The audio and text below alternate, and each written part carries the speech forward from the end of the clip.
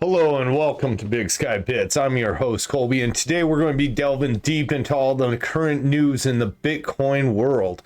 We have been seeing so much ever since Trump's election, and getting into that today, we're going to dive right into what's going on over at Davos. Davos, as many of you know, is an international meeting of global leaders in different industries and countries, and the fear is many times these individuals try to set global policy and try to manipulate society in ways they think. Many of us are familiar with Carl Schwab and some of the agenda that he has propagated throughout the years, but in this instance, and maybe it's just because I align more with what's going on, and maybe it aligns with Larry Fink's job of trying to pump his products that BlackRock creates, such as the Bitcoin ETF.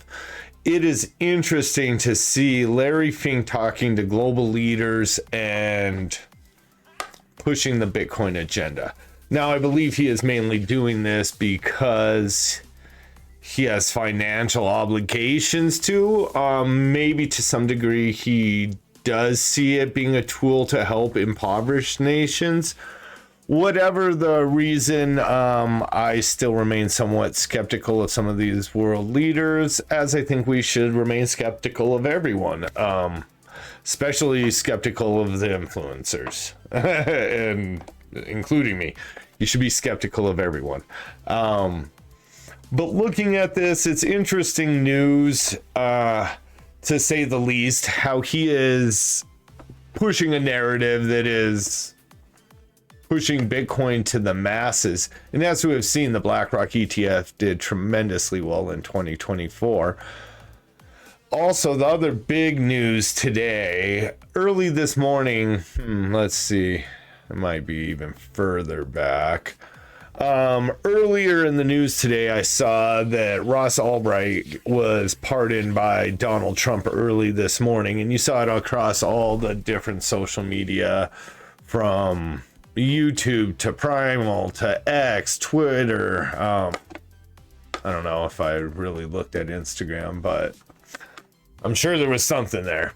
But when looking at this situation, we see Ross was pardoned, and the Bitcoin community kind of made him out to be, I don't know, a poster child for what's been wrong or how someone's been harmed. I saw a lot of narrative from different conferences I went to different people I talked to about freeing Ross. And while I do believe Ross' sentence was way too harsh, and many of the tactics used by the agents was overkill, it doesn't deny the fact that what he did was pretty bad. But in today's society, are we punishing people equally, or were they trying to make an example out of him?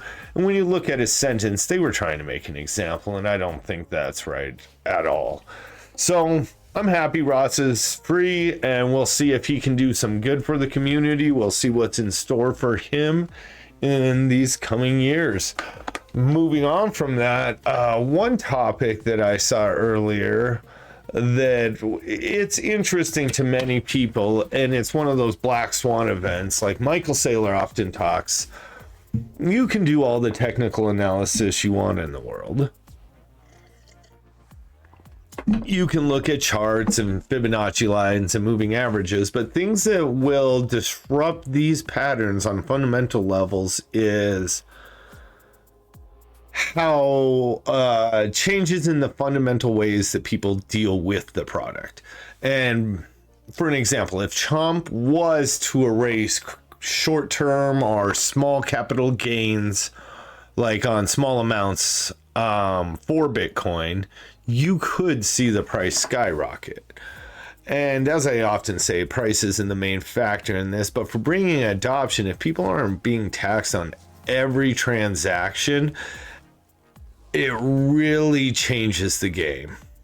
And I think that's a good thing. But it would most likely disrupt many people's trading models. So it's just some food for thought. I don't know how serious this proposal is. I don't know if this is a pipe dream of many of the Redditors online or different social groups, but it's an interesting thought. We'll also quickly go back over to the crypto price. Bitcoin's slowly been kind of trending down over the last 7 days, as you can see this. Here, we'll move into something a little bit better. You can see us trending down over the last day or so. It's still relatively good. I think everything looks great. People have very short mindsets, but in the long run, everything is looking pretty great. We're at near all-time highs. Let's zoom out actually on this. Yeah, I mean, this looks like we're just building up some momentum to go off. So I like how it's looking here. But beyond that, I like the Bitcoin project. I understand that it offers hope and promise to the future. And with that, as I've been exploring different communities like the Primal one based off Nostra, here's a great example of someone paying for a small cheap product in El Salvador. And there's many different social groups based around Bitcoin, but it's very interesting. And this is based on the Lightning Network itself. But as I was going through there, I saw the ad, here's one right now, for Albi app.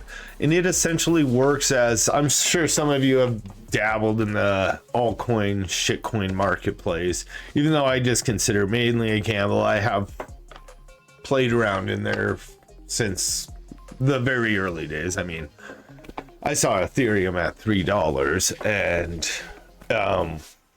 when I saw the different shitcoins came out, I've dabbled and played around, and it was an interesting experience, and I think a lot can be gained from these products. And I don't mean to put them down by calling them a shitcoin. I mean, to a degree, I guess I do. I don't believe in their decentralized nature as much, but I think we can still learn quite a bit from them. And one of the things I've seen from previous projects was the MetaMask wallet, and I really liked how that integrated into your web browsing experience and made some of the transactions and things easier. And as I'm exploring more and getting down into the Lightning rabbit hole, there's this Albi app that is supposedly, if I remember, open source, self-custodial. It's marking a lot of the right points, but I'll have to do some deeper digging. But it looks like a browser extension type app or web app that can facilitate Lightning transactions in many of the same ways that MetaMask does for, I believe it is Ethereum, or maybe even Solana and some of the other projects. I haven't dabbled on it much in this last cycle, other than collecting some scraps from what was remaining of previous endeavors.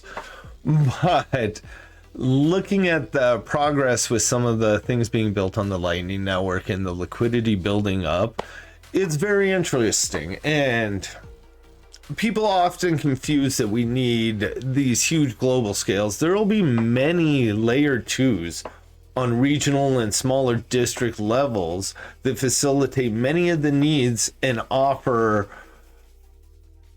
greater ease to everyone involved. Not everything needs to be stored everywhere. And why that is because we'd rather have the nodes everywhere. And when you look at some of these other projects that promise fast speeds, quick connections, they're not decentralized, and very many are to the degree I believe they should be. I was looking even deeper into the XRP network and noticed, well, they have about 160 nodes, only 35 are unique. And you wonder what it would take to coerce someone where there's only 35 unique actors. And I will admit, I haven't gone down the XRP consensus algorithm deep enough to understand how the product is changed and morphed as society changes. if at all. It just makes you wonder about the decentralization. If anyone knows, please feel free to engage and let me know more about its decentralized nature. But I do know about Bitcoins. I know many people that run nodes. I know the emphasis on holding nodes and decentralizing the network is only growing, as we talked about yesterday with Bucali trying to get a node in every household. And while I don't really agree with the government mandate of that, I do see us pushing that way on our own. There's going to be quite a few incentives, from heating our homes to heating our gardens to doing just securing the network to earning part of our money back for these endeavors. I think the growth within the Bitcoin node infrastructure will increase exponentially. So I find Albi a very interesting step on a second layer. I haven't gone down, created an account, but as I'm exploring it, I really enjoy what they're bringing to the space. So if you've liked what you've seen here today, I'd appreciate some comments. Give it a like, subscribe, go over and visit us on the website. You can see the latest episodes, or come over and visit on either YouTube or Rumble, and we can find out what's going on in the Bitcoin world together, explore some of the prices, and just pay attention on how the ecosystem is growing. Well, the price is very important because it is a major growth catalyst. It gets people interested in the project to see their money. What happens every time is we'll get 10x the number of people or some multiplier of people that enter the space, but only a fraction stay around to really learn in depth. Some will get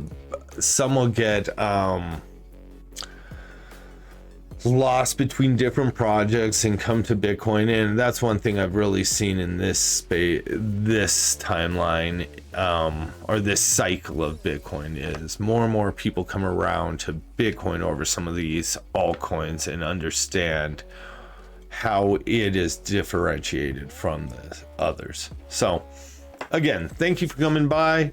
Enjoy your weekend.